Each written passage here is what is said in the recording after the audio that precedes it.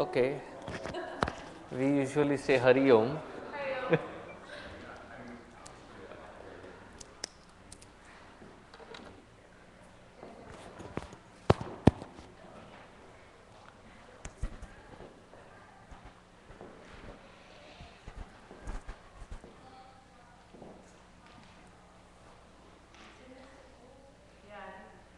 What's that?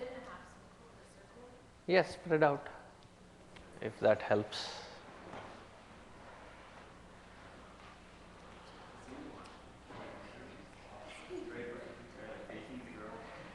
No, you're just in a semicircle.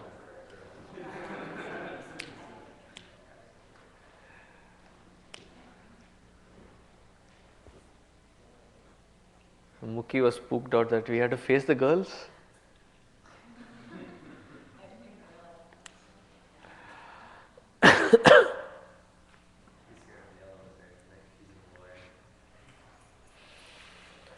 Om Sahana Vavatu Sahano Bhunaktu Sahaviryam Karavavahai Tejasvinavadhitamastu ma vidvishavahai. Om Shanti Shanti Shanti. Gurur Brahma Gurur Vishnu Gurur Devo Maheshwaraha Gurureva Param Brahma Tasmai Shri Gurave Namaha. Tasmai Shri Gurave Namaha.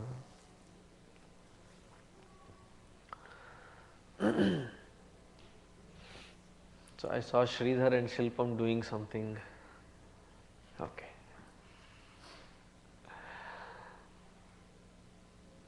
So should I start with wishing you all happy Valentine's Day? So happy Valentine's Day.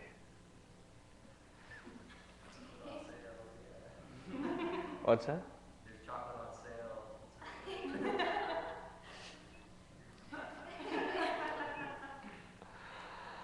on sale. Last year we had something called the art of heart, and we discussed about the purity of love. But that was a very abstract topic. To shift gears, love in expression is how you relate to each other. With various people. And with each person that you interact with, the relationship being different, the love expresses in through that channel of that relationship. When a parent looks at the child, there is the fatherly or motherly love towards the child. When there are siblings, with each other, then it is though it expresses as rivalry, but basic baseline is still love. You may fight, you may argue, you may quarrel with each other, but still you are there for each other at any given point of time. So the relation changes and the love expresses through that channel of that relation. In any given relation, and this is an open question to all of you, when do you feel that you are being loved, or you are loving the other person, whatever be that relationship, whether it is a father to a child, or a brother to a sister, or a friend to a friend? When do you feel that there is the expression of love? What are the basic things that are required to say that, yes, I think there is a mutual love here between the relation, and to flower that relationship? It's an open question.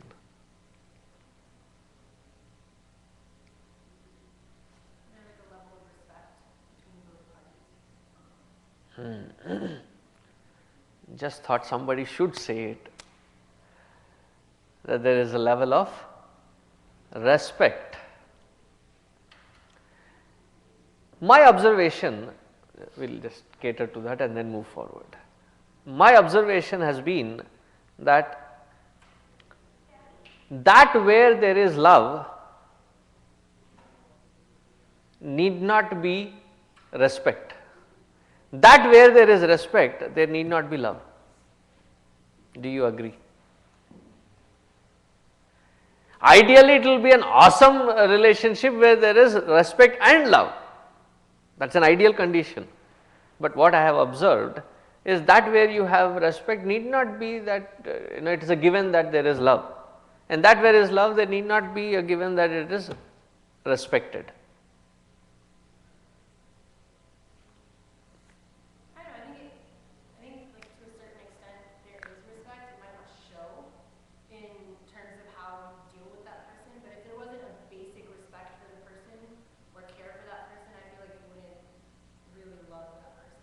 Like I feel like that's a necessary underlying aspect, and it might be taken for granted. Let me give, okay, you can take it for granted. Eventually, yeah. I mean, but I'm saying like underlying, I feel like regardless of who might be, if you love that person, there has to be a sense of respect for that person, like for that being. So, for that being, for that person, there has to be respect. Sometimes there is an opponent, maybe you do not like that person, but the person is so very skilled that you respect that person for that skill. Do you love that person? No way. Have you ever come across such situations? So, there is respect, but no love. Now, there is love between whatever relationship it is, between the parents and you and your siblings or your friends, there is love. Do you respect? May not be, because you have taken them for granted. You see where I am coming from? But you still say that there is some underlying respect for each other.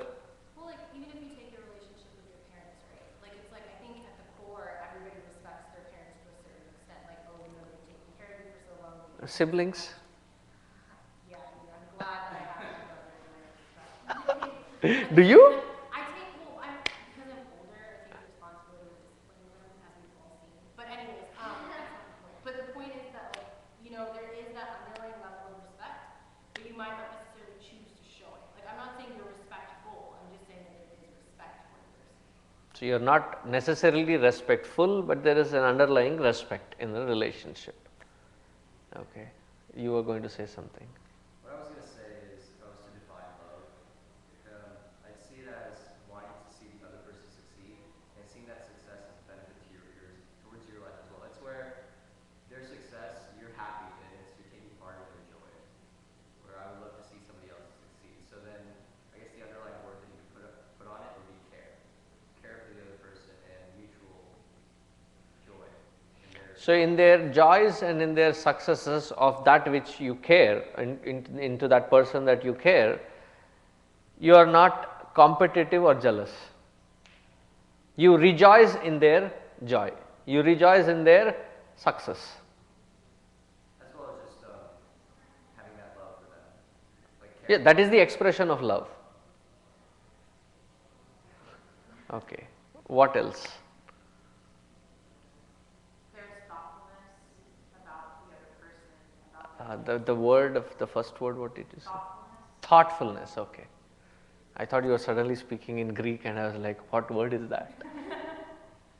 Okay, thoughtfulness. What do you mean by thoughtfulness?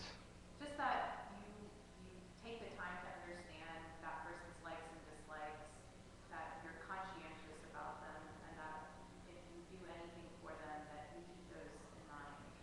You are thoughtful about their likes and dislikes, you are thoughtful about their priorities and prerogatives, and if need be, mend or bend your ways so that you could accommodate the other person. Thoughtfulness leading to accommodative existence. When will it become that I am tolerating the other person? The same thing probably leads to that as well. When does it become a sour tolerating experience? I think when you take them for granted or the love no longer exists. There's just a sense of responsibility. There is just a sense of responsibility, and that seems to be burdening you, therefore you end up tolerating. Well, what if you end up tolerating because you love that person? Because you love that person, you end up tolerating them. That is where I am trying to make, because you love, it is no more toleration, but you will feel the sense of need for accommodating. Yeah.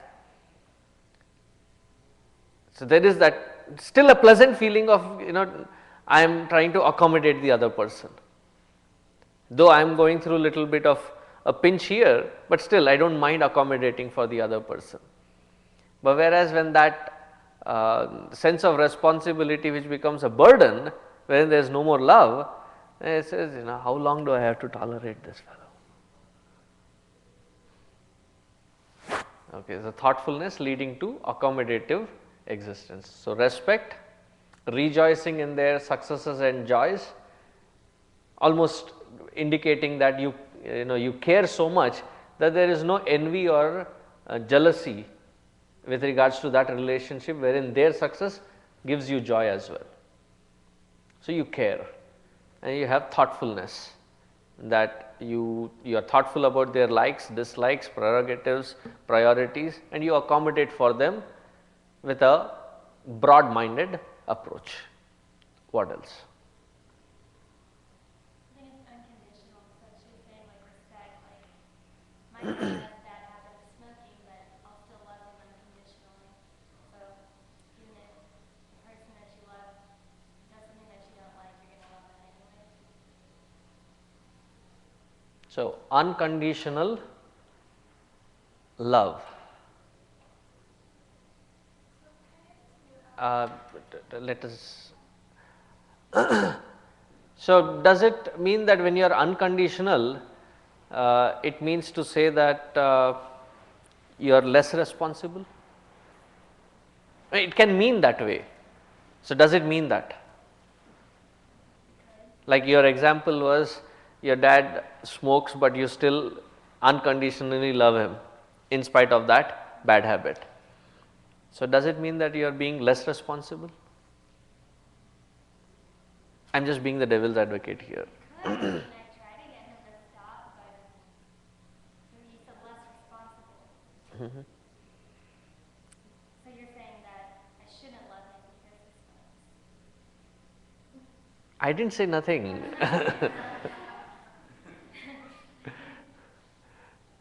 I am just saying that in unconditional condition of love,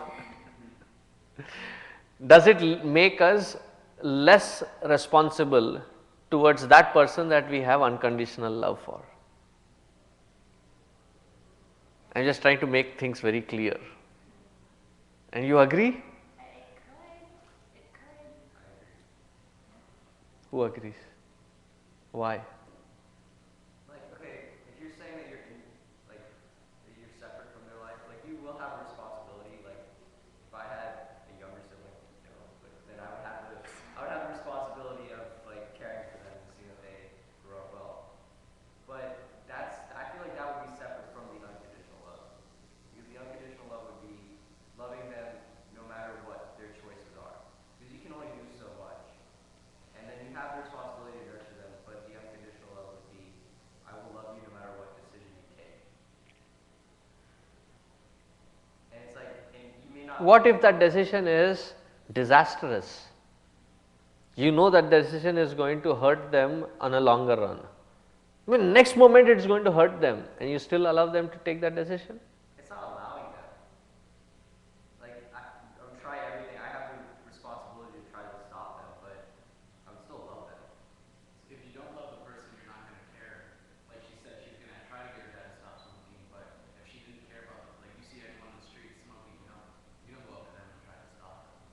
So while while I understand what you're saying, it's not that you're giving someone validation for the bad things they do. You're going to push to try to get them to So, unconditional does not have to mean that do whatever and I still love you.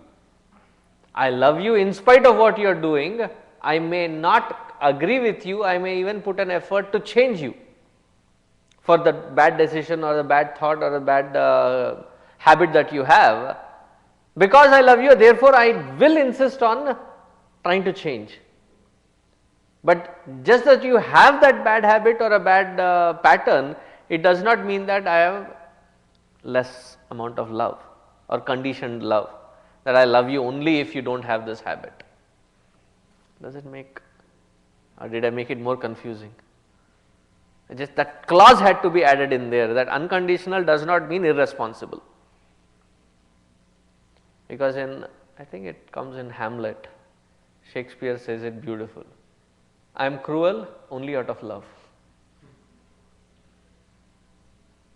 Because the dialogue is, the situation is that, why are you being so cruel? If you say you love, it says even this cruelty what you are perceiving is only out of love. Is that what all your parents say after they have scolded you thoroughly? It must have been a long time ago, but still when you remember that, and that is one common dialogue irrespective of race, nationality, creed or religion that you follow, that one dialogue that common, after having thoroughly scolded you, what do they end up coming and saying back? I am not your enemy. And all this that I am doing is out of love for you. And you are like, yeah, right. If you really love, nobody would do like this.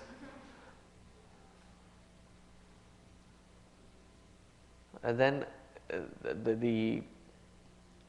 and you will soon be there when you will have your own a handful children, and then you'll then remember your parents. Probably this is what they meant, because the responsibility, you cannot give up that responsibility in saying that I still love you. I love you in spite of that, but you better start working on changing that. Okay, you were going to say something, Prapti.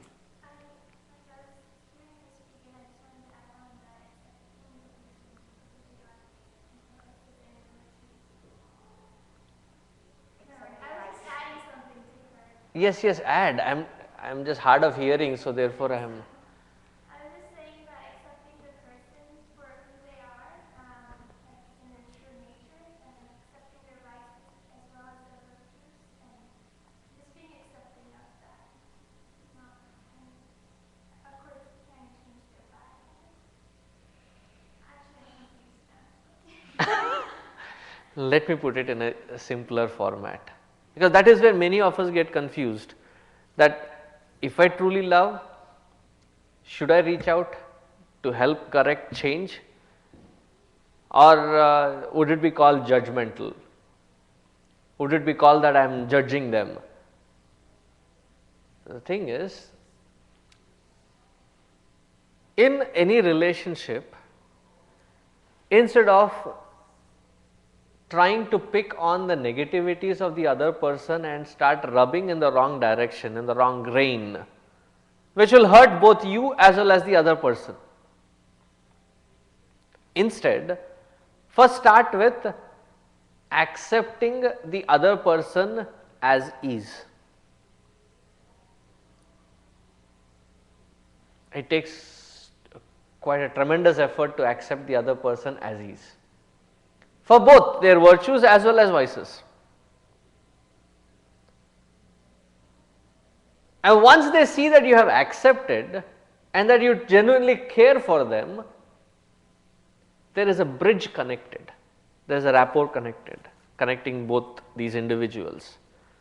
Once that connection is seen,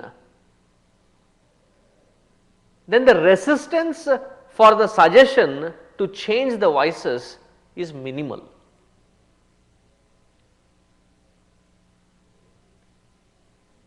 Rather than from the standpoint wherein you have taken a higher ground and you are looking down upon saying you have these vices and let me correct you.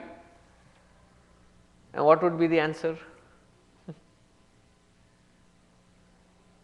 You would not accept that kind of a relationship. First accept. Accept completely as to what they are, both with their virtues and vices. It was once the Emperor Akbar asked Birbal, Emperor Akbar had his youngest son in his hand and he was showing it to Birbal. He was his court wise alec, smart alec in the court, and he said, instead of asking, isn't my child cute? Akbar with the royalness, and I said, who is the cutest kid around in this world? So Birbal thought, for you he may be looking cute. It is not necessary that he will look cute for me. So he said, give me 2 days. I'll find out and let you know. And that already had ticked him off, ticked the emperor off.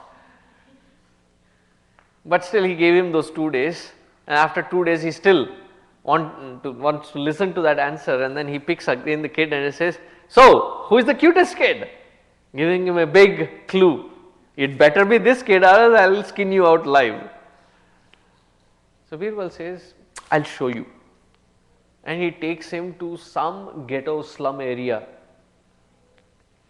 And there was this kid in a muddy pool of water sitting. And you may have seen the kids when they are in a muddy pool, what do they do? He is splashing all around, and the mud streaks all over his face. And the mother comes running looking at the kid, and the kid was dirty, with all that. But the mother said, oh sweet, and then goes hugs that child, trying to tell that emperor that whatever is the kid, the mother's love or the parent's love for the kid is not because of something, it is in spite of what they are. And having thus accepted, they might as well clean them later. And cleaning them is not trying to say that I am judging you for all the wrong that you have done. Yes, you have wronged, you are not being judged, you are being provided an opportunity to grow into a healthier pattern or into a better way of life. So, in a healthy relationship, you need respect, you need caring, wherein you rejoice in their joys and successes with no envy. And who else added? Thoughtfulness. Thoughtfulness wherein you are thoughtful about their likes, dislikes, you are thoughtful about their priorities, and you can accommodate them. And then it said unconditional love, not turning you into irresponsible, but more responsible. And then accepting them for who they are, what they are. Now, accepting is one such amazing factor in any relationship. A typical boy versus girl relationship. Valentine's Day. So, when the boy and the girl come to meet, what to call it, blind date, or there is something called a fast date, speed date, a blind speed date. So, you go there and the boy and the girl, or do you think they are going to present to each other anything with a flaw? What is the effort there? To woo each other in such a way that they present only things that are glamorous, awesome, awesomest. Isn't it? Then they fall in love. No, the first, before that I think they start having feelings for each other. Some kind of tickling feeling inside, and they have start feeling for each other. Okay, there are butterflies, and from these feelings develop into love, and they fall for each other, as they call it, head over heels.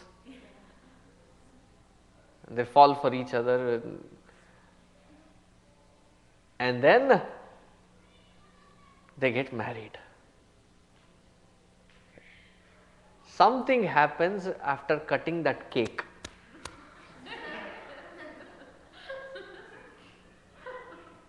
Seriously, something wrong with the cake. That's what I blame it on. What's that?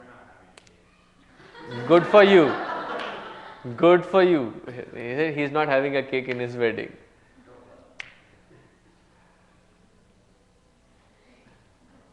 And when they start living together, it takes time. Sometimes it is just a fortnight, sometimes it is 3 months, sometimes it is 3 years. And after that, they'll start bickering at each other. You are not the same like that when you were then. Of course not. Why? Because then I was trying to present the best of the feathers. Even in nature, if you see the mating season, the birds, how they attract the other partners, is they start displaying all the feathers and seek their attention. And once their attention is sought, do they still put it on display? No, it's all packed inside. That time you were like this, you are not like this. Is one. Second is, now you are at a close proximity. In that close proximity, what you have imagined the other person to be and what they have imagined you to be are two different. You start seeing all those little cracks in between.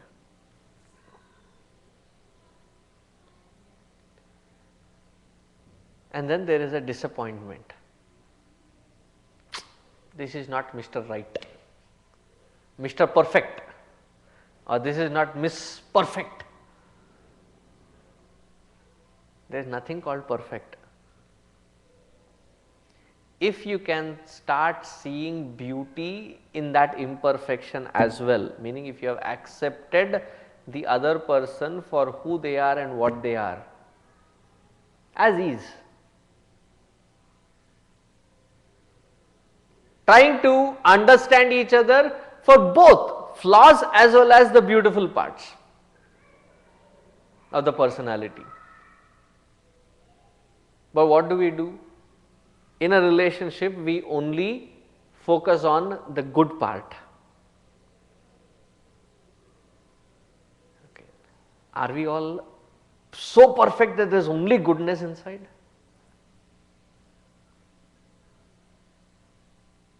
Anybody who can claim that? I don't claim it myself. Anybody else? I am the perfection incarnate. Anybody? What does it mean? What's that? Somebody raised a hand?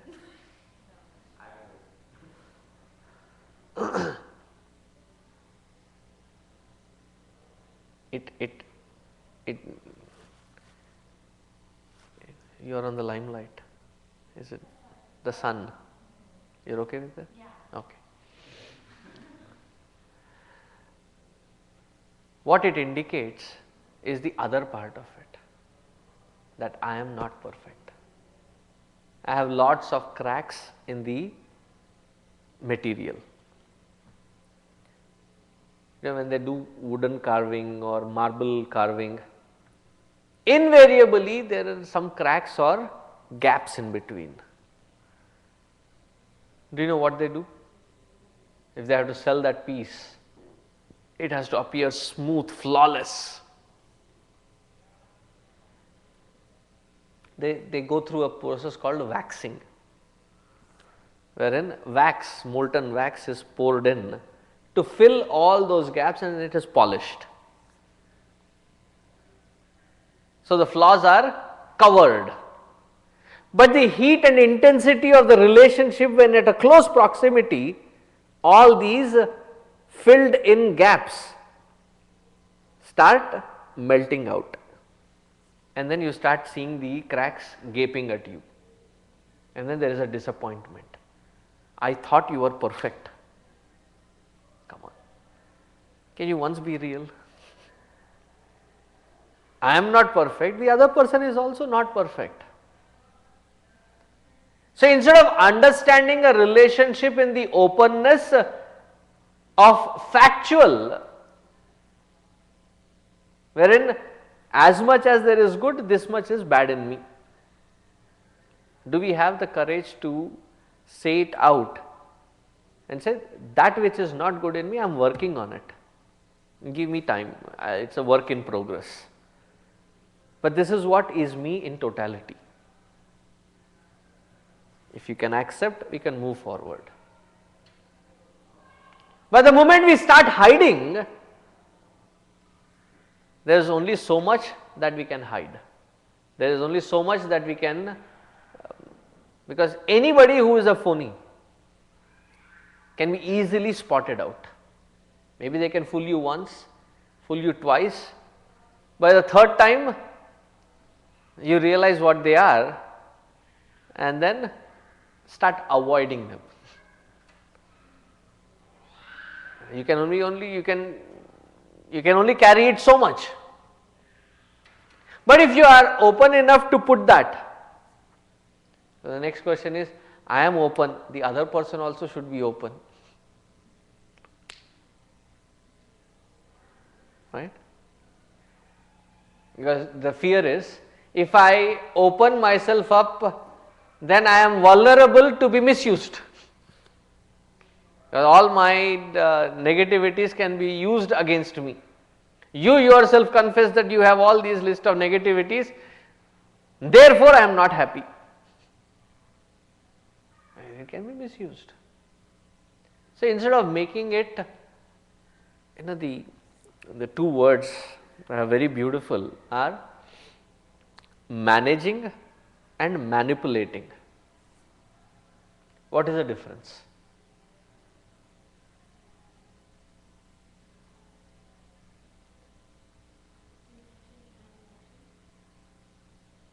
And the intention behind the action, and what is that intention?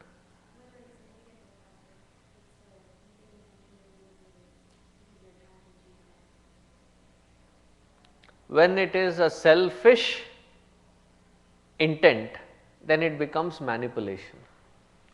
When it is a selfless effort, then it becomes managing. Can you see the difference? In a relationship, that openness is required, which is what you all stated in different words. You said thoughtful, caring, respect, unconditional. So that you can be responsible towards each other more effectively and efficiently.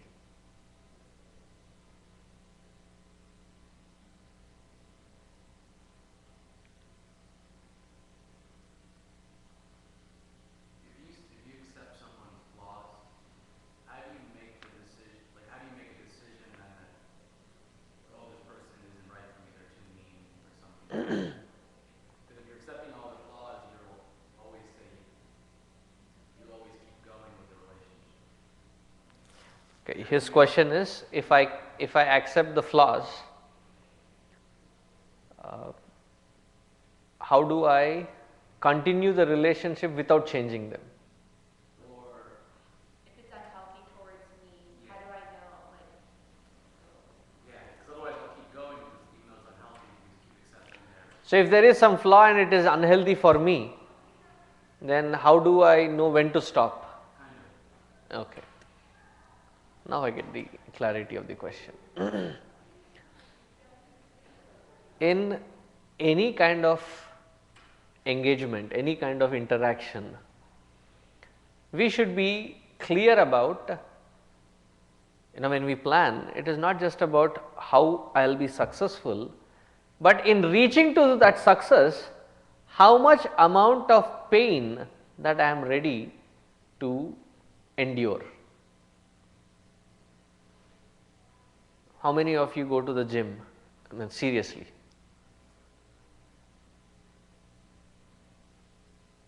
And when you use the machines, whatever those gadgets and other things,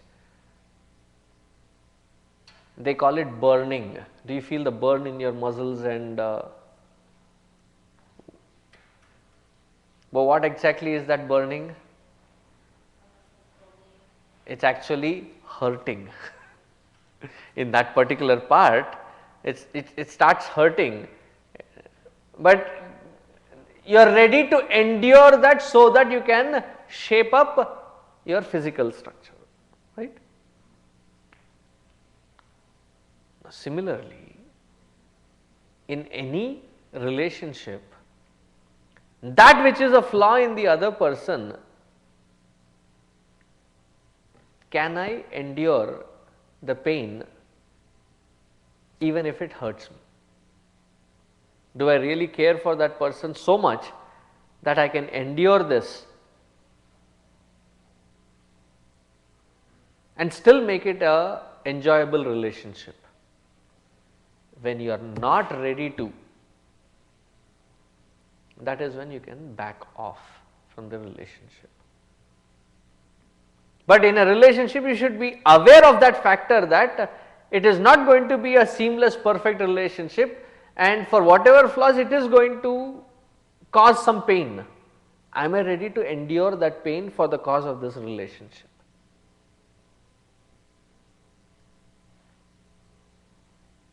The vows in the Hindu marriage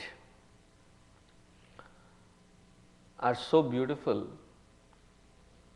wherein both the husband and wife declare to each other that henceforth my positive traits should help your positive traits to grow, and your positive traits should help my positive traits to grow, bounce off of each other's positivity to grow. And when we find these negativities, instead of playing a blame game, let us use this positive strength created to help each other grow out of these negativities. That understanding has to be created.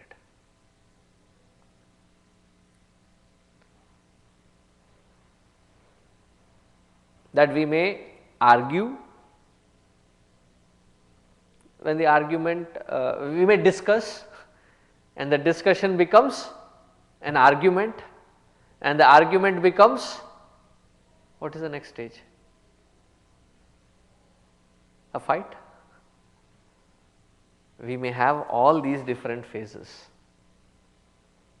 but yet if the understanding is that we are there for each other in spite of this, so that we help each other to grow out of it, then that power of enduring each other's flaws deepens.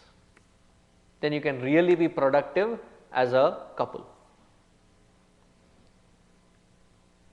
Did I answer your question? Did it reach across? Because you suddenly turned your head somewhere else, so I thought. To add to that question though, so what if both people in that particular relationship don't have That same maturity? understanding or the same maturity about that relationship?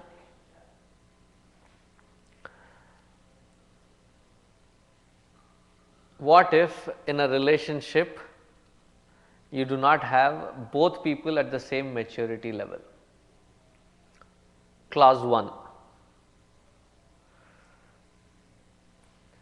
That who is mature should be more accommodative than the one who is not mature.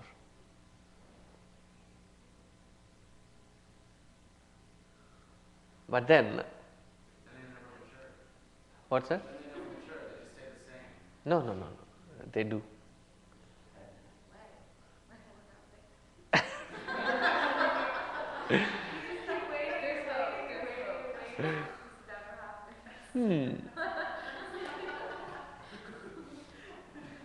I mean, it almost came as if there was a vast experience out there. That's what I was a little surprised about. Now, what happens here stays here, no judging. So, the clause 1 is the one who is mature accommodates for the one who is not that mature. How long is a third or fourth category? Now, right here there is a big tussle.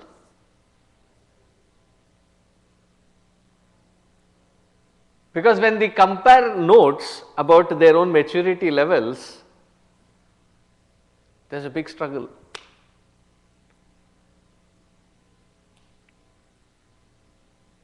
Have you seen the movie My Big Fat Greek Wedding?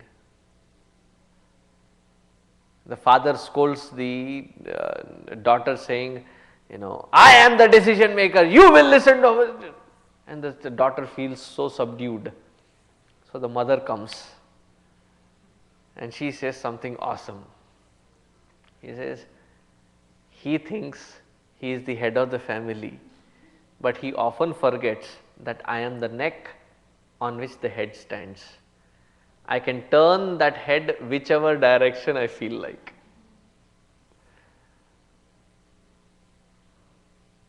I was giving this example in one of my elderly congregation, and a very elderly man, after my lecture was done, he comes to me and says, you don't understand, that is exactly where it hurts. Pain in the neck. So there is always the fight wherein each one is trying to decide who is the smarter one, who is the most mature one. So there was this marketing agent, he knocks on the door. The husband, very frustrated, opens the door. What? He says, can I speak to the head of the family? Come after half an hour, that is what we are arguing about.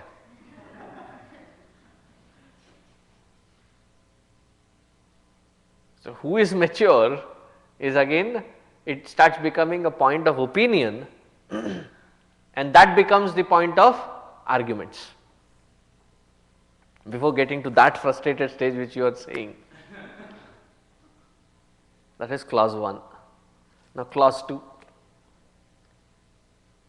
In any relationship, an open, non-confrontational discussion is the most healthy option. Whenever that option of communication gets completely destroyed, then there is no scope for connecting the bridge. First, that communication has to be revitalized. Sit down and talk, and the moment, I have done a lot of counselings, and the moment you start connecting that bridge for communication, there is an onslaught from each side. He said, she said, he said, she said. It's almost like a rally, a tennis game between Nadal and what's the other fellow? Federer. So you keep, and it keeps going on. I almost have to scream and say, stop! Enough! Because you are trying to be confrontational and blame, it starts becoming a blame game. It's not for blaming, it is for understanding. So when that understanding communication happens, then the imbalance of immaturity does not matter. It still becomes a balanced, not a lopsided relationship. Now the final case. How long do I keep tolerating this immaturity of the other person?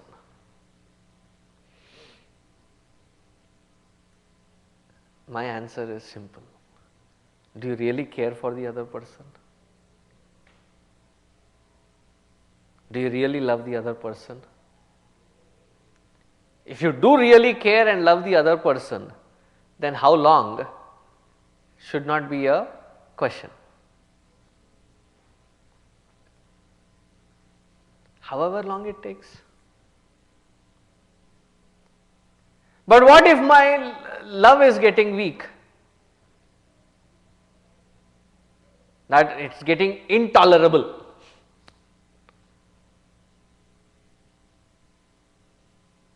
Then go back to the basics. Develop that respect. Rekindle that respect. Rekindle that unenvious care and love. Get to the thoughtfulness. That is the whole frustration, Swamiji. You don't understand. I am being thoughtful, the other person is not being thoughtful. Right? But do you care for that relationship? Do you care for that person? If you do, care and love, then however long it takes. Sometimes even the parents get frustrated. I have seen parents in their frustration utter these words. In utter frustration, the parent I have heard saying, I don't know where they are born from. I say, holy cow, you better know. They are your children. But then they soon regain their balance and say, what to do? Still my child. I think there are systems in the American courts wherein the child can divorce the parents, right?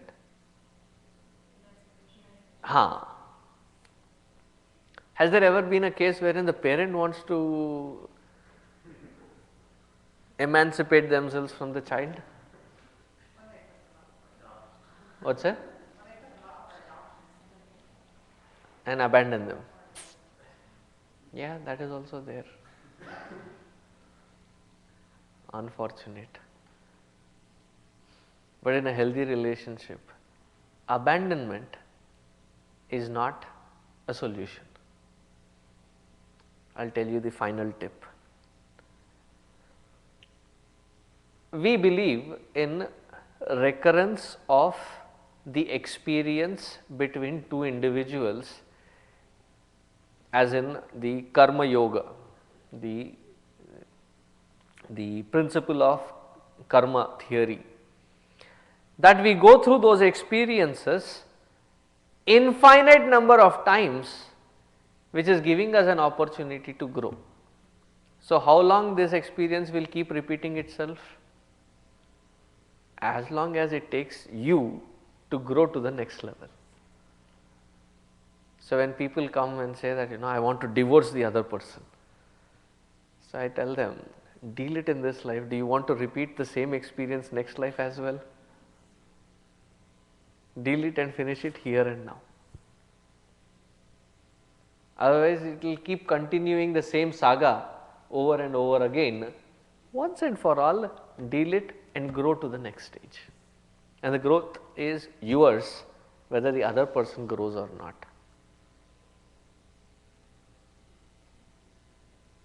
We can only change what we can.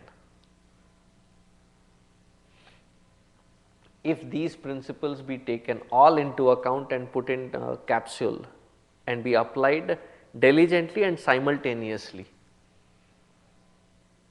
then that relationship is on a sturdy platform of love with all its depth included in it. Any questions?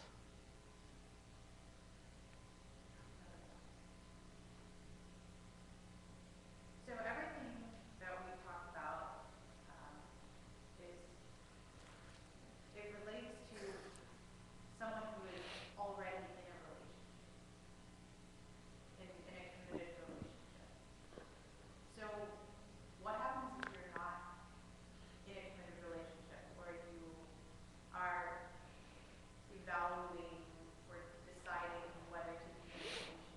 You want a funny answer or a serious answer?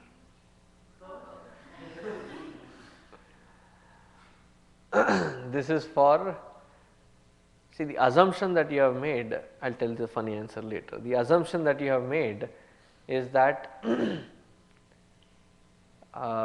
this is a message for those who are in a committed relationship. As I started off in the beginning, we relate to the world. Different relationships condition it. So, it is not just between a boy and a girl, it is various kinds of relationships, and this can be easily applicable in all platforms. So, therefore, I am not talking about a committed relationship between a husband and a wife or a partner. I am not talking about that alone. So, that was the assumption that you made, which I want to point out that that is not the case. Even if that were the case, which was what your question was, for those who are trying to evaluate and are still single and trying to relate, a better option is become a monk like me. That was the funny answer.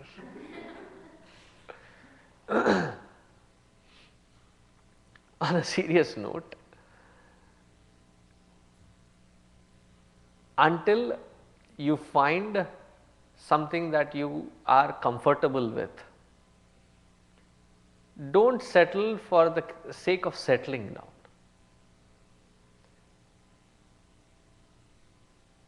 There was some misunderstanding and something happened wherein right after engagement the couple had to go separate ways, and both of them were feeling so bad. I said, look at it as a blessing, a blessing in disguise.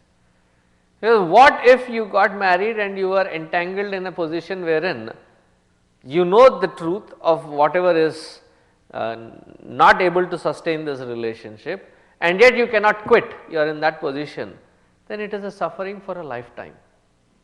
You have ended it at a right note, you can look forward for something better. So, do not settle down just for sake of settling down, find that where you find comfort. Until then, keep searching.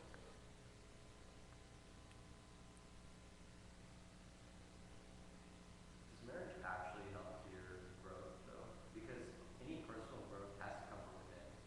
Like you can't really, somebody else can't really have you do it at the same time. So I feel like the idea of growth in marriage is kind of like motivation for a sense where the other person is like, we value each other, so you have to get better. I have a responsibility to make you better. But all growth, I feel like that only comes from yourself. And marriage is just this added responsibility that causes the other person to have to do it. Objectively, not like bashing marriage completely, I'm just saying. On a funnier note, I totally agree. Because my belief is that there are only two kinds of people in this world, those who are happy and those who are married. But if you lead a professional No, I life, am. you have to get married too. So. What's that? Since you lead a professional life, you have to get married. According to Hinduism, right? You usually become a professional. Yes. So, how do we make sure that his question was that marriage and improving each other. Now, marriage has various purposes why that institution is established. For perfecting each other, happens to happen the main grease which keeps the machinery moving in a smooth manner. However, there are other reasons, other platforms for which that marriage institution is stated, not just for this purpose. Since for the other reasons you have already come together, you might as well help each other grow, motivate each other grow. And it is quite obvious that we are ready to put up with anything in the world. We may not get that frustrated. These people that we claim as loved ones, near ones, dear ones, that whom we have concern and care for, are the ones who can push our buttons really strong. Isn't it that a good motivation for us to grow with it? It's not just the spouses for each other. Now both of them put together when they have their children. And that is when their mettle gets tested. That's like almost forced growth at a certain point because you add that responsibility. It's not a forced growth, it is a natural process. Because again, having a child is, when you get married, I read this somewhere very beautiful, when you get married, when totally out of my own inexperience, so I have to read a lot of stuff to communicate on this topic. Somewhere read very beautiful, it said that when you get married, you are mad for each other. Okay, 2, 3, 4 years that it lasts.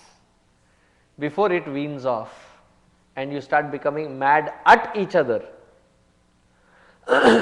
your focal point is shifted to something that you both endearingly love, which is the child.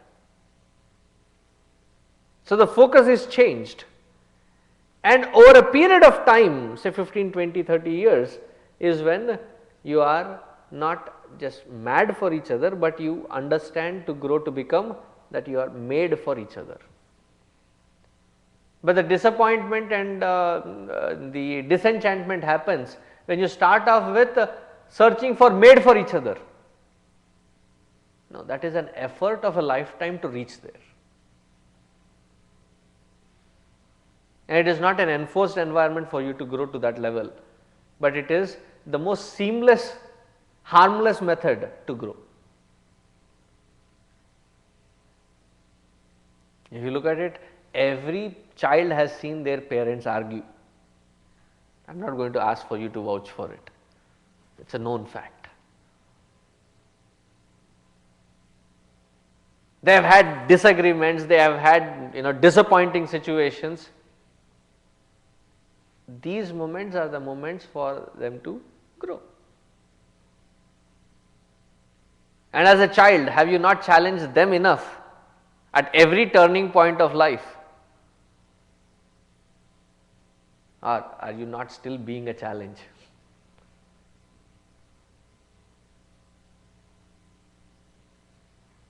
So it's an entire package deal. You cannot just take one slice of it and then say, just because it doesn't suit, the rest of it doesn't. It has to be taken in a comprehensive study. I think I have conveyed my point. I rest my case. Okay, any other questions?